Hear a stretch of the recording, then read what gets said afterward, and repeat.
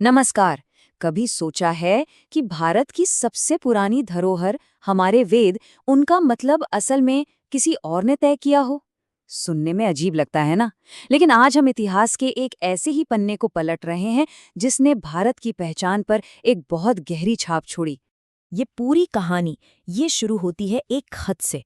सोचिए, साल है 1866।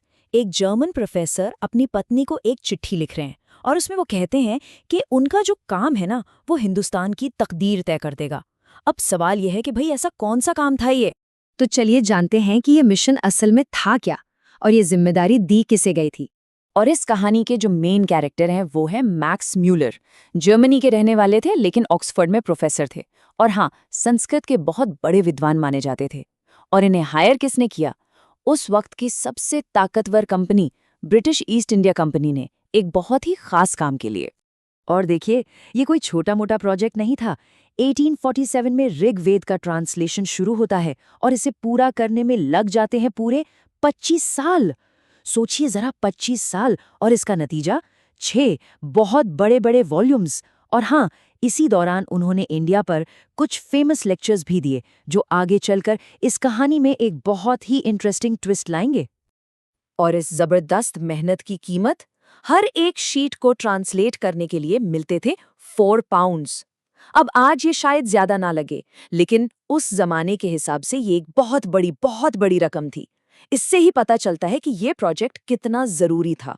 तो ठीक है, प्रोजेक्ट बहुत बड़ा था, पैसा भी खूब लगा, लेकिन इसका असर क्या हुआ? इसका जो इम्पैक्ट था ना, वो सिर्फ किताबों तक ही सीमित नहीं रहा, बल्कि बहुत गहरा था। सबसे पहला और सबसे बड़ा असर पड़ा वेदों की इंटरप्रिटेशन पर। म्यूलर ने दुनिया के सामने वेदों को कैसे पेश किया? उन्होंने कहा कि ये तो एक तरह की प्रिमिटिव नेचर वर्शिप है, मतलब बस सूरज, आग, हवा, इन सब की पूजा। उन्होंने इसे धर्म की एक बचकानी अवस्था तक कह दिया। इसके बाद दूसरा बड़ा इम्पैक्ट, उन्होंने एक बहुत ही controversial theory, Aryan invasion theory, को पॉपुलर बनाने में भी एक अहम रोल निभाया। मतलब ये थ्योरी कि बाहर से आए आर्यों ने भारत पर हमला किया था। और इस एक थ्योरी ने इंडियन हिस्ट्री की समझ को, आप कह सकते हैं कि दशकों तक प्रभावित किया। और अब आती है सबसे जरूरी बात। इस ट्रांसलेशन के बाद हुआ क्या कि वेदों का असली मतलब क्या है, ये तय करने की जो अथॉरिटी थी, वो एक तरह से भारत से निकलकर ऑक्सफोर्ड पहुंच गई। अब पूरी वेस्टर्न दुनिया के लिए म्यूलर का ट्रांसलेशन ही ऑफिशियल स्टैंडर्ड रेफरेंस बन गया। लेकिन रुकिए, कहानी में अब एक बहुत ही चौंकाने वाला मोड़ आता है। एक ऐसा पैराडॉक्स, एक ऐसा विरोधाभास जो पूरी तस्वीर ही बदल देता है। और यहीं पर आके सब कुछ थोड़ा कंफ्यूजिंग हो जाता है। देखिए, एक तरफ तो अपने ट्रांसलेशन में म्यूलर वेदों को बचकानी अवस्था का धर्म बता रहे हैं, और फिर कुछ ही सालों बाद अपने पब्लिक लेक्चर्स में वही मैक्स म्यूलर भारत को धरती पर स्वर्ग कह रहे हैं और वैदिक फिलॉसफी को बहुत गहरा बता रहे हैं। तो सवाल तो उठेगा ही, एक ही इंसान और इतने अलग अलग विचार, ऐसा कैसे हो सकता है? आखिर इस बदलाव के पीछे की असल वजह क्या थी? तो फिर हम मैक्स म्यूलर की असली लेगेसी को कैसे समझें? क्या वो वेदों को डिफाइन कर रहे थे या उन्हें डिस्ट्रॉय कर रहे थे? हमारा सोर्स इस पर एक बिल्कुल अलग ही एंगल दिखाता है।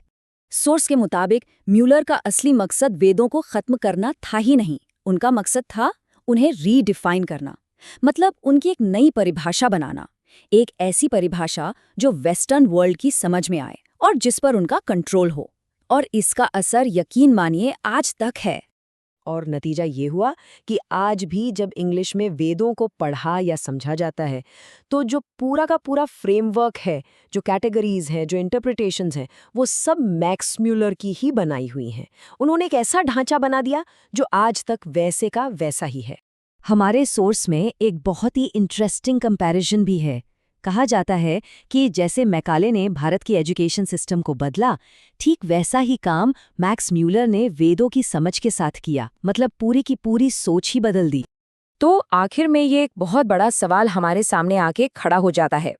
क्या किसी भी ज्ञान को हमें ट्रांसलेशंस की नज़र से देखना चाहिए या फिर सीधे उसके ओरिजिनल सोर्स तक पहुंचना चाहिए? इसका जवाब शायद हम सबको अपने अपने स्तर पर खोजना होगा।